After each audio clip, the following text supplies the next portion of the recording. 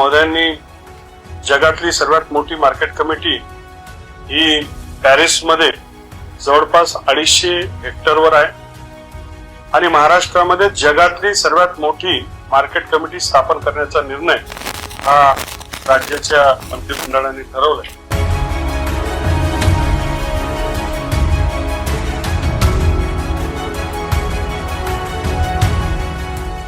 राज्य मंत्रिमंडळाच्या बैठकीत मंगळवारी 14 जुलै रोजी कृषी क्षेत्रासाठी मोठा निर्णय घेण्यात आला। पालघर जिल्ह्यातील डहाणू तालुक्यातील दापचरी येथे आंतरराष्ट्रीय दर्जाचा कृषी बाजार उभारण्यास मंजुरी देण्यात आली आहे। या प्रकल्पासाठी दापचरी दुग्ध प्रकल्पाची 558.43 हेक्टर जमीन महाराष्ट्र राज्य कृषी पणन मंडळाला विनामूल्य देण्यात येणार आहे। फ्रान्समधील रंगीज बाजाराच्या धर्तीवर विकसित होणाऱ्या या बाजारात ई-नाम, गोल्ड चेन, शेतीगृहे, निर्यात सुविधा, कंटेनर टर्मिनल आणि आधुनिक गोदामांची उभारणी होणार आहे। वाढवण बंदर, रेल्वे आणि राष्ट्रीय महामार्गाची जोडणीमुळे महाराष्ट्रासह इतर राज्यातील शेतमालाला जागतिक बाजारपेठ मिळणार असून शेतकऱ्यांच्या उत्पन्नात वाढ होण्याची अपेक्षा व्यक्त केली जाते। महाराष्ट्राच्या कॅबिनेटमध्ये शेतकऱ्यांच्या दृष्टिकोनातून अत्यंत ऐतिहासिक असा निर्णय झाला। आपल्याला माहिती आहे की महाराष्ट्र प्रत्येक वेळेस प्रत्येक क्षेत्रामध्ये एक पाऊल पुढे ठेवूनच आपण चालत असतो। शेतकरी हा माल पिकवतो, परंतु दरवर्षी आपण बघितलं की माल पिकवला असल्यानंतर विकणं हे अत्यंत अवघड आणि कठीण जात असतं आणि त्याचा विचार करून एक मार्केट कमिटी आपण शेतकऱ्यांसाठी तयार करावी अशा प्रकारचा विचार मुख्यमंत्री महोदयांचा होता। मुख्यमंत्री महोदयांनी जगातली सर्वात मोठी मार्केट कमिटी ही पॅरिस मध्ये जवळपास 250 हेक्टरवर आहे आणि महाराष्ट्रामध्ये जगातली सर्वात मोठी मार्केट कमिटी स्थापन करण्याचा निर्णय हा राज्याच्या मंत्रिमंडळाने ठरवलाय। जवळपास 550 हेक्टरवर ही मार्केट कमिटी असणार आहे आणि आपण पाहिलं तर त्या मार्केट कमिटी जवळपास 1200 एकरवर ही जी इंटरनॅशनल मार्केट आहे या मार्केटला वाढवणचा पोर्ट हा जवळपास 45 किलोमीटर दूर आहे। एअरपोर्ट तिथे राहणार, रेलपोर्ट तिथे राहणार, मुंबई आणि दिल्ली जाणारा जोडणारा जो नवीन एक्सप्रेस होतोय तो सुद्धा या पोर्टवरनं आहे। समृद्धी हायवेला जोडणारा या जागेला जोडतोय आणि म्हणून या मार्केट कमिटीमध्ये मल्टीमोडल लॉजिस्टिक्स हब राहील।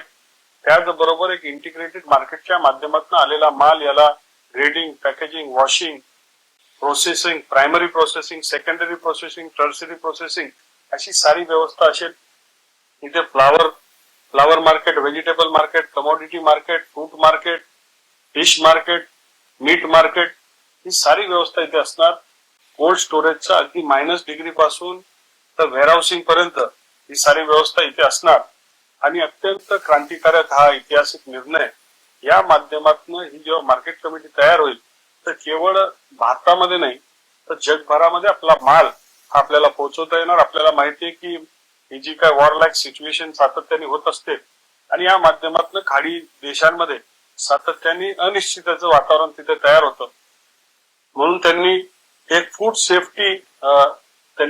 सेफ्टीसाठी त्यांनी महाराष्ट्र सरकार आणि भारत सरकार बरोबर एक करार केलेला आहे। काही $1 बिलियन तो करार आहे आणि म्हणून आपल्या या वाढवण बंदरच्या समोर 2.5 दिवसामध्ये 2.25 ते 2.5 दिवसामध्ये सगळा माल हा अबुधाबीच्या मार्केटला पोहोचू शकतो आणि तिथून मिडल ईस्ट मध्ये जाईल आणि या माध्यमात एक फार मोठं द्वार हे आपल्या शेतकऱ्यांच्या मालाला खुलं होईल। मग आपले नाशिकचे द्राक्ष असतील, मराठवाड्याचे डाळिंब असतील, विदर्भाचा संत्रा असेल किंवा आमचा कोकणातला आंबा असेल, या सगळ्यांना तिथे एक मोठं मार्केट तिथे होणार आहे। या मार्केटमध्ये मल्टी मॉडल लॉजिस्टिक्स हब असेलच, त्याचबरोबर इंटिग्रेटेड मार्केट आहे। डिजिटली इथे सगळं काही काम होणार आहे आणि डिजिटली काम होत असताना शेतकरी हा सुद्धा एक प्रकारचा तिथे सुरक्षित राहणार आहे। तिथे आम्ही पुढच्या काळामध्ये कमॉडिटी ट्रेडिंगचा एक हब तयार करू इच्छितो की भारतातलं आज आपण बघितलं तर काश्मीर, कन्याकुमारी, यूपी, मध्य प्रदेश, राजस्थान आणि इतर साऱ्या राज्यांना कुठले बंदर नाही की जगामध्ये माल पोहोचवणं आणि म्हणून या बंदराच्या माध्यमातून हा माल आपल्याला आंतरराष्ट्रीय मार्केटमध्ये पोहोचवता येईल आणि म्हणून एक मोठा क्रांतिकारी निर्णय या माध्यमातून होणार आहे। याच्यामध्ये जवळपास 12 ते 15 हजार लोकांना डायरेक्ट एम्प्लॉयमेंट इथे मिळणार आहे। जवळपास 10 ते 15 हजार ट्रका इथे दररोज खाली येणं जाणं तिथे होईल आणि या माध्यमातून जवळपास पुढच्या काळामध्ये $10 बिलियन ची अर्थव्यवस्था असणार ही मार्केट कमिटी असणार आहे. व्हॅल्यू ऑडेड प्रोडक्ट, त्याच्यामध्ये व्हॅल्युएबल प्रोडक्ट, ड्राय फ्रूट पासून या सगळ्या गोष्टी राहतील. आमचा प्रयत्न आहे की पुढच्या काळामध्ये कमॉडिटी एक्सचेंज हब सुद्धा इथे स्थापन करावं आणि या माध्यमातून जगातलं कमॉडिटी ट्रेडिंग हे भारतामध्ये, महाराष्ट्रामध्ये यावं.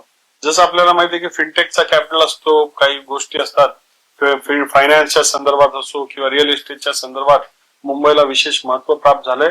तसं ग्रेन ट्रेडिंग मध्ये जगामध्ये मुंबई मार्केट हे नामांकित मार्केट स्थापन करण्याचा आमचा प्रयत्न आहे. उद्या आफ्रिका पासून तर इंडोनेशियाला विकायचं, कुठूनही कुठे विकायचं असेल तर ह्या आपल्या इंटरनॅशनल कमोडिटी मार्केटच्या माध्यमातून जाईल आणि त्याचा एक्सचेंज व्हॅल्यू सुद्धा आपल्याला मिळू शकेल. अत्यंत ऐतिहासिक असा निर्णय इंटिग्रेटेड इंटरनॅशनल मार्केट ही स्थापन करण्याचा आपला त्याच्या माध्यमातून प्रयत्न. Bureau report, APMC news.